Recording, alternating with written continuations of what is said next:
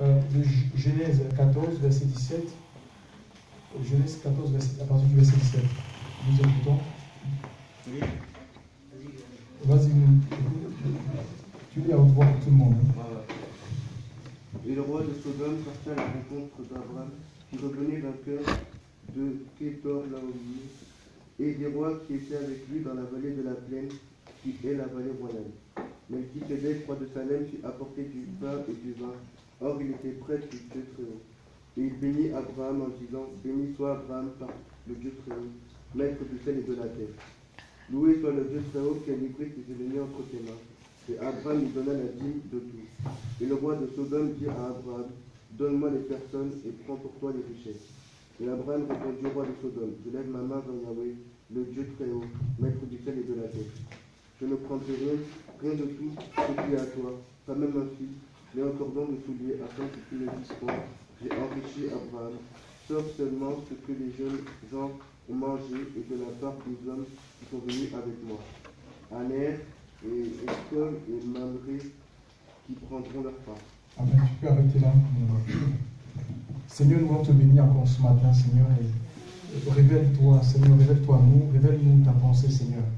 Révèle-nous ta parole, Seigneur. Nous voulons rester dans la parole, dans les Écritures, Seigneur, pour ne pas être des enfants flottants, emportés à tout vent de doctrine, Seigneur Dieu Père. Je prie, Seigneur, ce matin, Seigneur, que ton Esprit Saint puisse disposer nos cœurs, Seigneur Dieu Père. Ouvrir nos oreilles spirituelles, Seigneur, pour que nous comprenions, Seigneur Dieu, ta volonté parfaite pour chacune de nos vies. Je veux repousser de ce lieu toute activité des ténèbres, Seigneur Dieu Père, la distraction, l'oppression, Seigneur Dieu Père. Merci de nous ramener maintenant notre volonté captive à l'obéissance de ta parole. C'est dans le puissant nom de Jésus. Nous avons ainsi prié. Amen. Donc, dans ce passage, il est parlé, n'est-ce pas, du roi de Sodome qui s'est rendu à Abraham. Donc, vers Abraham, c'était suite à une guerre. Vous connaissez qui est Abraham? Il est présenté dans toutes les religions, que ce soit catholique, protestant, évangélique, musulman, comme étant le père de la foi. C'est le premier homme à qui Dieu s'était révélé. Il habitait un territoire, c'était la Babylone, donc un lieu où on adorait plusieurs divinités. Et il est né dans cette idolâtrie-là, il a baigné dans cette idolâtrie, et il va entendre la voix de Dieu lui dit, tu sors de ce pays, de la maison de ton père, et je te montrerai un lieu, un autre lieu, je te rendrai prospère. Il est sorti avec plein de promesses, y compris son neveu Lot. Et d'où vient qu'Abraham Abraham est allé faire la guerre contre, je ne sais pas, Kedorlaomer. En fait, quand nous lisons le verset 13, le verset 14, dans les premiers versets du chapitre 14 de la Genèse, le livre de la création,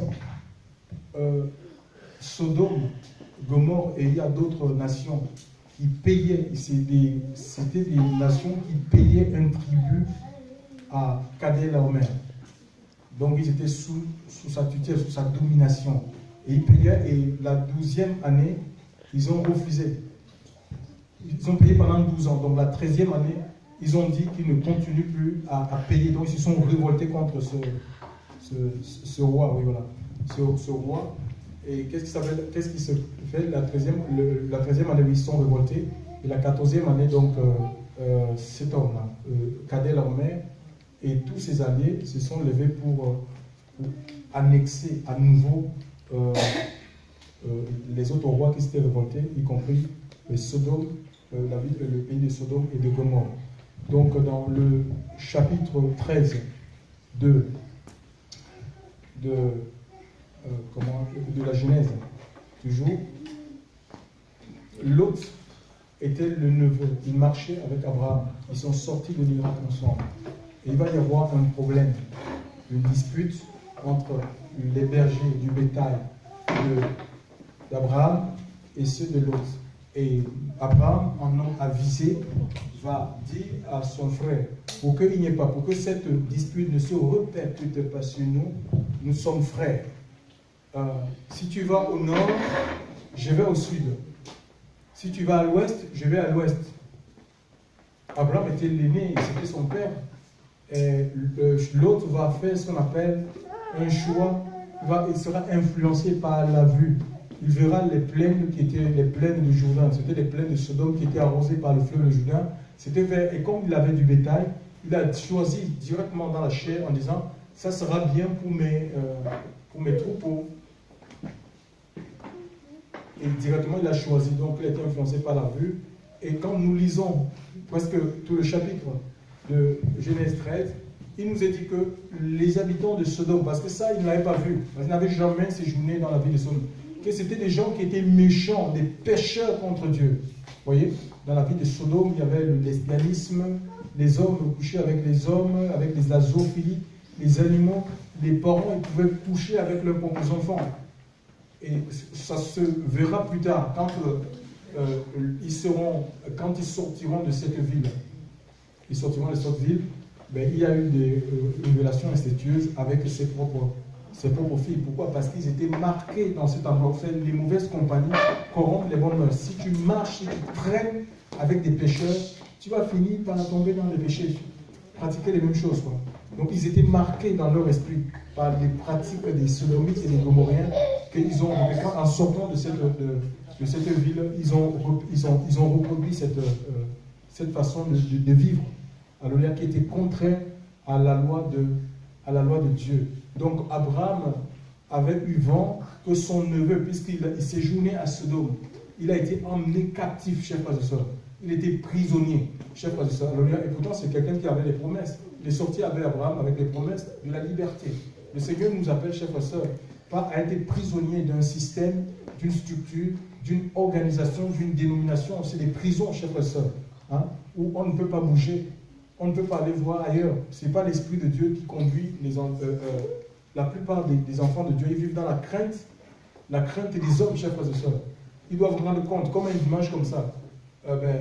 Certains ne peuvent pas quitter de leur assemblée parce qu'ils se disent, mais qu'est-ce que je vais pouvoir dire à mon bishop si je ne réponds pas présent?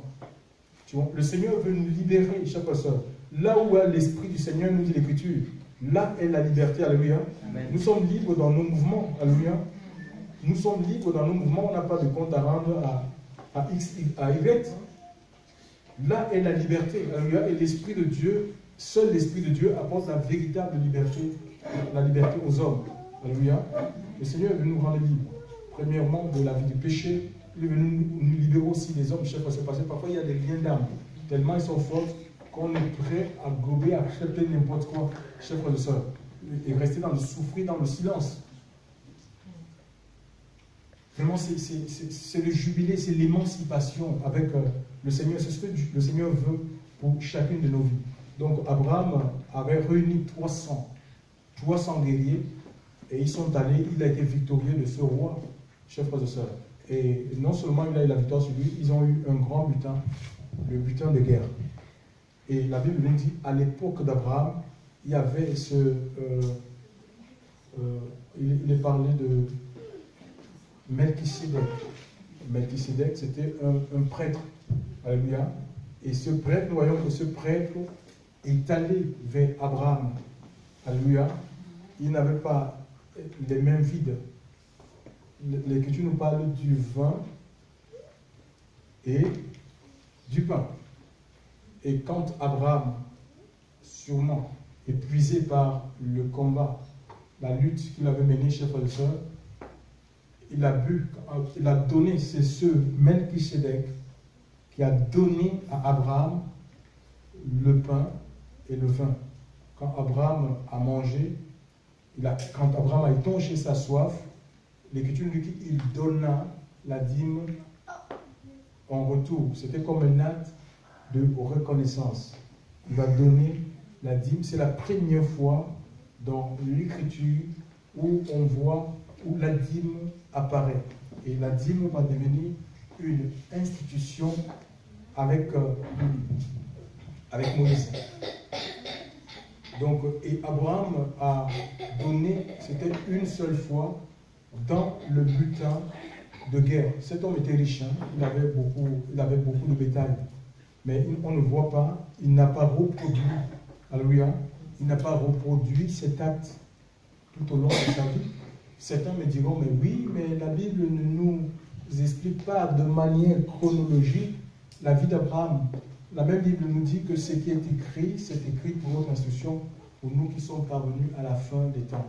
Tu vois? Donc, les choses qui sont importantes pour nous, qui peuvent nous aider dans notre marche, sont de consigner dans les Écritures. On ne peut pas sortir des Écritures, c'est se perdre. Alléluia. On ne peut pas aller au-delà des limites. Hein. C'est comme les limites, c'est comme les frontières. Alléluia. On ne peut pas aller au-delà, tu vas te perdre, tu vas t'égarer.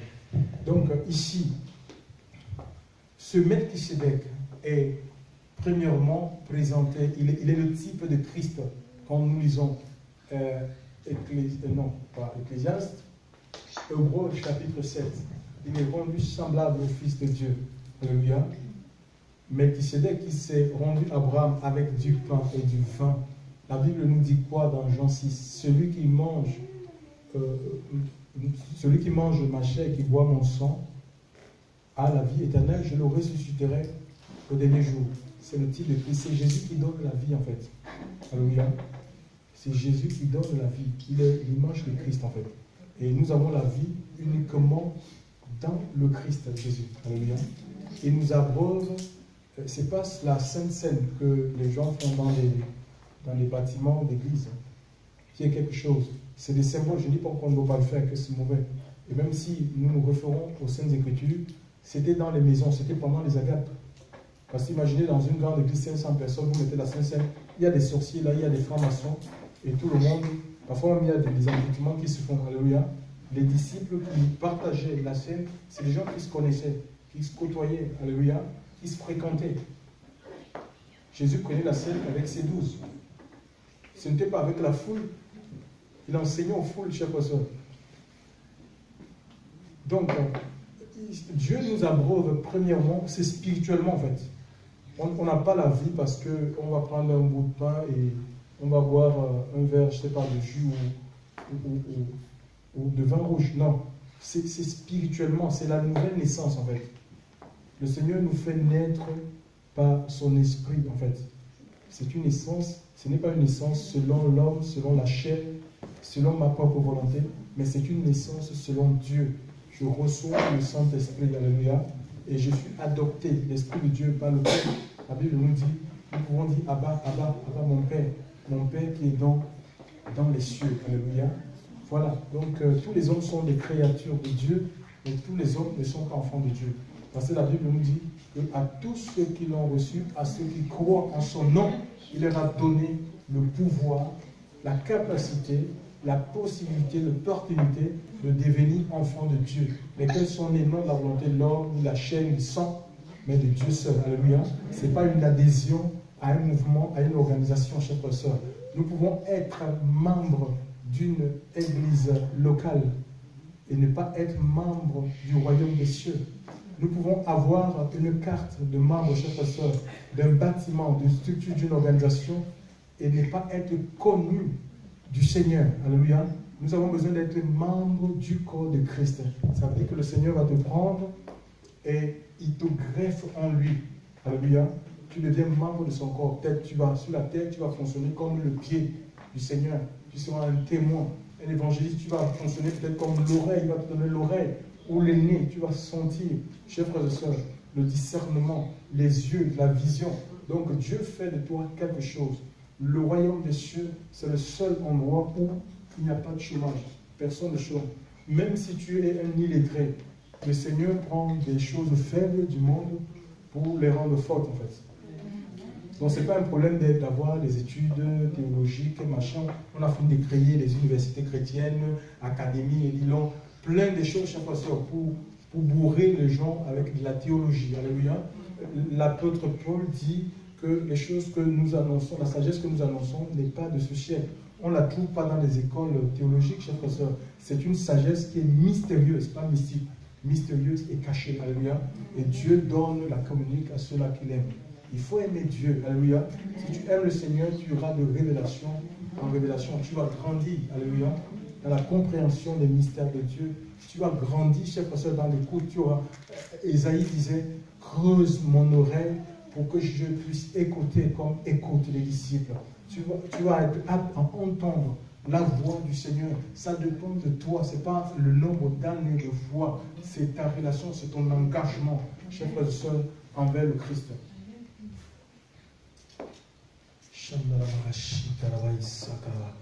Oh Seigneur, merci pour ta grâce, Seigneur, merci. Merci pour ta présence ce matin dans ce lieu. Seigneur, tu te révèles et tu te glorifies puissamment, Seigneur. Que ton action soit forte, que ton action soit puissante, Seigneur Dieu. Révèle ta gloire, Seigneur. Fais tomber les écailles des yeux. Merci, Seigneur. Merci pour ta grâce. Donc, je reviens sur Abraham, chef frère. Oui, il est le père de la foi. Alléluia. Donc, imaginez. Et ceux qui sont censés nous conduire, ils nous disent qu'ils sont comme de Abraham, le père. Mais le père a donné la dîme à Jésus. Donc, s'il faut appliquer la dîme, c'est eux qui vont payer la dîme. Alors, la dîme, d'abord, c'est quoi? La dîme, ça veut dire dixième, hein, c'est la dixième de quelque chose. Quand Israël est sorti, donc, même avant 8 ans, je disais que Abraham est le premier homme à l'avoir pratiqué, c'était une seule fois dans sa vie, et plus tard, il y a son fils, non, son petit-fils Isaac. Donc, Genèse 28, il fera une promesse à Dieu. Si tu me bénis, si tu me fais du bien par rapport au voyage qu'il était en train d'effectuer, voyez, voilà, je te donnerai la dîme de tout. C'était un vœu qu'il avait fait, qu'il avait émis, mais on ne voit en aucun cas où cet homme-là, il a été béni. Sûrement, Abraham a dû lui parler parce que les grands-parents, ils ont l'habitude de raconter leur histoire, leur passé à leur petit-fils. Il a dû lui parler de cet épisode de sa vie, notamment la guerre qu'il avait menée contre Kedorlaomer. Et ça a dû influencer aussi sa vie. Et il va dire, si tu me bénis dans Genèse 28 ans, si tu me fais du bien, voilà, je te donnerai la dîme. Mais la Bible ne nous montre pas. Il n'y a pas un passage dans les Écritures où on voit Jacob en train de donner la dîme. Maintenant, la dîme devient une institution avec Moïse. Israël était dans l'esclavage en Égypte, 430 ans de domination, chers frères et sœurs. Et Dieu va se souvenir du serment qu'il avait fait à Abraham, hein, de libérer ce peuple, de les sortir de l'esclavage, de la domination de Pharaon. Quand ils sont sortis de l'Égypte, ben, la direction, ils devaient aller dans la terre. Il y avait une terre que Dieu les avait promise. La terre promise, la Canaan. Alléluia. Et ces gens-là, puisqu'ils ont vécu en Égypte, ils vivaient selon les lois égyptiennes. Les lois égyptiennes, ce ne sont pas les lois de Dieu. Ils étaient marqués par l'idolâtrie parce qu'en Égypte, il y avait plusieurs divinités. On pouvait dénombrer 700. Donc, pour eux, dans chaque élément de la nature, il y avait un Dieu. Alléluia. Donc, ils ont vécu dans la magie, ils ont vécu dans la sorcellerie. Ils adoraient l'eau, les pierres, le soleil, chers frères et sœurs, les animaux. Et nous voyons même que quand il a fallu que Moïse se retire pour un temps dans le désert, que Aaron a été influencé par le peuple. Ils ont dit, ben, tu nous fais un Dieu qui marche devant nous. Ils ont reproduit un veau d'or. Donc, et ici, en fait, le Seigneur va, pour déprogrammer ce peuple, il va les donner des lois. Alléluia. Les 10 paroles qui ont été remises à Moïse, écrites du doigt de Dieu lui-même. C'est Dieu qui a écrit les 10 paroles. Les 10 paroles, et puis il y aura 603 ordonnances ou préceptes qui ont été écrits, ça, par Moïse. Ça fait 613. Ça fait 613. Donc 10 de Dieu lui-même. Alléluia. 603 de Moïse. Et c'était comme... Et il y avait dans ces lois, il y avait non seulement... Il y avait la loi morale qui avait été donnée à Moïse. Et cette loi, elle est inscrite dans le cœur, même le païen. C'est dans notre esprit en fait, hein, la loi morale. Tu n'as pas besoin d'aller dans une école pour qu'on te dise que le vol n'est pas bon. Non. Tous les enfants, quand ils veulent faire une bêtise, voler au frigo, on a des enfants, on les père, donc on voit comment ça se passe. Ils vont se cacher parce qu'en fait, au fond, ils ont une conscience. Hein? quand nous lisons Ecclésiaste, l'Écriture dit que Dieu a inscrit la loi de Dieu dans le cœur de l'homme. Même si les gens ne connaissent pas Dieu, ils savent, ils peuvent discerner le mal et le bien. Ils le savent chaque fois. Donc cette loi-là, elle a été rendue visible dans le mont Sinaï par Moïse et présentée au peuple. Et nous avons aussi ce qu'on appelle la loi cultuelle. Hein? La loi cultuelle, ça parle des sacrifices d'animaux qu'on devait offrir pour obtenir par exemple le pardon. Alléluia. Il y avait des sacrifices, il y avait 5 types de sacrifices. Donc cette loi-là aussi, il y avait des fêtes, 7 fêtes de l'Éternel. Il y avait une tribu qui avait été choisie parmi les 12 fils. Quoique Jacob ait eu 13 enfants, parce qu'on ne parle pas de Dina. Dina, c'était la fille, oui, donc il avait 13 enfants, une fille, 12 garçons. Donc, parmi ses fils, en fait, le Seigneur va choisir une seule tribu, la tribu de Lévi, alléluia, pour exercer ce qu'on appelle le sacerdoce. Le sacerdoce, c'est quoi? C'est un service qui est lié au temple, qui est attaché au temple. Et à leur époque, il n'y avait pas de temple physique, c'était une cabane, ce qu'on appelle le tabernacle. Alléluia.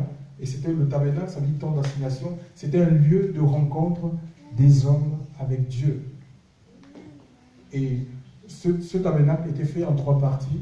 Il y avait le parvis, où tout le monde pouvait venir, les Israélites venaient avec leur l'animal à sacrifier, parce qu'il y avait l'autel de rein. Alléluia. Et puis il y avait la deuxième partie où les sacrificateurs, chaque sabbat, ils rentraient, il y avait l'autel de parfum aussi à l'intérieur, et il y avait la table de pain de proposition. Ils mangeaient, donc ils mangeaient chaque sabbat, et c'était un pain qui était renouvelé. Et il y avait la troisième partie, le Saint des Saints, où seul le souverain sacrificateur, le grand prêtre, était habilité à rentrer chaque année, non seulement avec le sang du peuple, mais avec son propre sang, pour implorer le pardon annuel. Donc c'était comme ça. Et quand ils vont rentrer en Canaan, quand ils vont rentrer en Israël, il y aura toujours le tabernacle jusqu'à l'époque de le roi, comment il s'appelle? David, et il était gêné parce qu'il avait le palais et tout ça. Il dit, mais comment est-ce que Dieu peut demeurer? Oui, Dieu demeurait dans la troisième partie. Comment Dieu peut demeurer dans une cabane alors que moi je suis dans... Il aura cette intention de construire. Mais l'Esprit de Dieu, par la bouche du prophète Nathan, se rendra à lui en disant que tu as été un homme de sang, que c'est plutôt ton fils que j'utiliserai pour la construction. Donc le temple, c'est le tabernacle à grande échelle. Alléluia. Le tabernacle à grande échelle. Et Dieu va choisir pour exercer le service, il va choisir donc la tribu de Lévi. Alléluia. Plus précisément, parce que c'était des Lévites, mais non, tous les Lévites n'étaient pas sacrificateurs. Parmi les Lévites, il va choisir une famille, la famille d'Aaron, donc descendant de Kéhat, parce que Lévi a eu 3 enfants, Gershon, Merari, tous ces autres, il y avait Gershon, Merari et Kéhat. Et Kéhat, c'était le grand-père de Aaron. Il c'est Moïse, donc c'est le descendant de Moïse et Marie. Il sera choisi, Kéhat sera choisi pour exercer ce qu'on appelle le sacerdoce, la prêtrise. Alléluia. Donc il y avait 2 types, donc il y avait des Lévites qui étaient prêtres et d'autres qui étaient ce qu'on appelle des percepteurs d'impôts. Alléluia.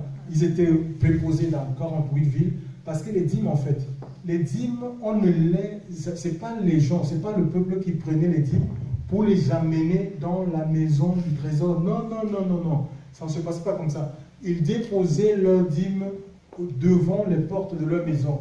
Et ces percepteurs d'impôts, alléluia, ils passaient, c'est comme des gens qui font du commerce, alléluia.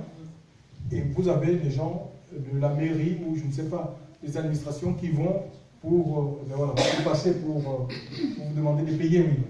C'est comme ça, ça se passe. Ils prenaient donc ces dîmes et eux, ils prenaient ces dîmes pour les amener dans le temple parce qu'à l'intérieur du temple, il y avait ce qu'on appelle, il y avait des magasins, des chambres, c'est quoi Malachi, sous l'impulsion de l'esprit. Parce qu'en fait, les dîmes, certaines dîmes étaient volées, en fait, étaient détournées. Il y avait des lévites qui détournaient la dîme et les magasins n'étaient pas approvisionnés. C'est pourquoi Malachie, sous l'inspiration de l'esprit, va dire apporter dans la maison du trésor toutes les dîmes et les offrandes afin qu'il y ait de la nourriture. Alléluia. Ça, c'est Malachie. Donc, c'est les lévites qui apportaient. La référence est tout. On peut lire Néhémie 3.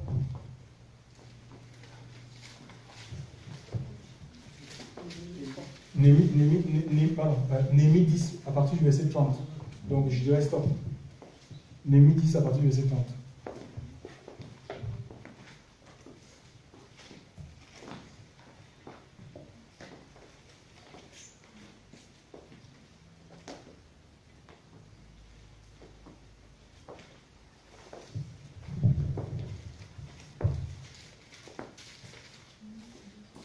Donc si quelqu'un n'a la page, il fait lecture. On lit pour tout le monde, s'il vous plaît. On nous promit de ne pas donner nos filles au peuple du pays et de ne pas prendre leurs filles pour nos fils, de ne rien acheter le jour du sabbat et les jours de fête, des peuples du pays qui apporteraient avant le jour du sabbat des marchandises ou denrées quelconques, et de faire relâche la 7e année en exigeant le paiement d'aucune dette. Nous nous imposâmes aussi des ordonnances qui nous obligeaient à donner un tiers de cycle par année pour le service de la maison de notre Dieu. Pour les pains de proposition, pour l'offrande perpétuelle, pour l'holocauste perpétuel des sabbats, des nouvelles lunes et des fêtes, pour les choses consacrées, pour les sacrifices d'expiation en faveur d'Israël, et pour tout ce qui se fait dans la maison de notre Dieu. Nous tirâmes au sort sacrificateurs, lévites et peuples au sujet du bois qu'on devait chaque année apporter en offrande à la maison de notre Dieu, selon nos maisons paternelles, à des époques fixes, pour qu'il fût brûlé sur l'autel de l'Éternel notre Dieu, comme il est écrit dans la loi. Nous résolûmes d'apporter chaque année à la maison de l'Éternel les prémices de notre sol et les prémices de tous les fruits de tous les arbres. D'amener à la maison de notre Dieu, aux sacrificateurs qui font le service dans la maison de notre Dieu, les premiers-nés de nos fils et notre bétail, comme il est écrit dans la loi, les premiers-nés de nos bœufs et de nos brebis. D'apporter aux sacrificateurs dans les chambres de la maison de notre Dieu les prémices de notre pâte et nos offrandes, les fruits de tous les arbres, du mou et de l'huile, et de livrer la dîme de notre sol aux Lévites qui doivent la prendre eux-mêmes dans toutes les villes situées sur les terres que nous cultivons. Le sacrificateur, fils d'Aaron, sera avec les Lévites quand ils lèveront la dîme, et les Lévites apporteront la dîme à la maison de notre Dieu. Oui, c'est bon, parce que tu parles de notre Dieu. Oui, donc en fait, les Lévites, ils prenaient les dîmes devant les portes des maisons, et la dîme de la dîme, ce qu'on appelle la dîme de la dîme, donc la dixième de la dixième. C'est-à-dire qu'eux, ils prenaient une partie de cette dîme-là.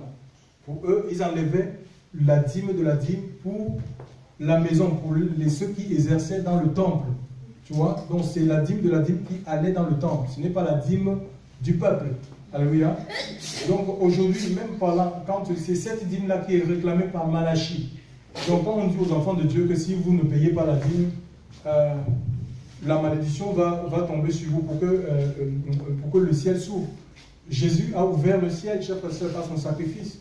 Le voile du temple a été déchiré. On dit, oh, la malédiction va vous frapper si vous ne payez pas la dîme. Mais Galates chapitre 3, verset 13 nous dit que Christ s'est fait malédiction. Chers frères et sœurs, Christ s'est fait malédiction pour nous. Donc on ne peut pas me dire, parce que je ne donne pas la dîme, la malédiction. Quelle malédiction? Chers frères et sœurs, nous sommes bénis de toutes les bénédictions dans les lieux célestes en Christ. Galates chapitre Éphésiens, c'est Galates ou Éphésiens? Éphésiens chapitre 1, verset 3 à 4. Donc, qu'on me dise que si tu ne payes pas ça, c'est un message qui tient les gens dans la condamnation, dans la culpabilité. Certains n'osent même plus aller dans les églises parce que c'est devenu comme c'est des entreprises et les gens sont complètement aveuglés. Vous allez trouver 7 paniers devant avec des noms.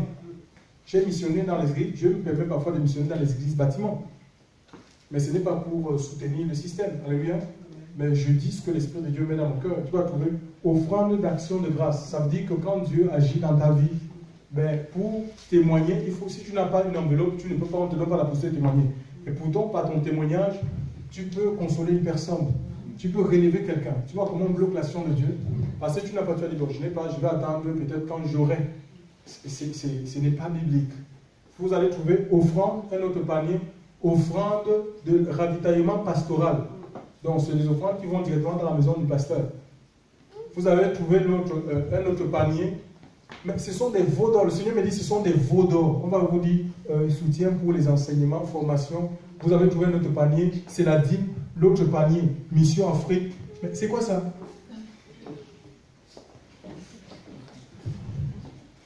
Mais c'est de la sorcellerie, chers frères. Ce n'est pas l'église du Seigneur. Alléluia.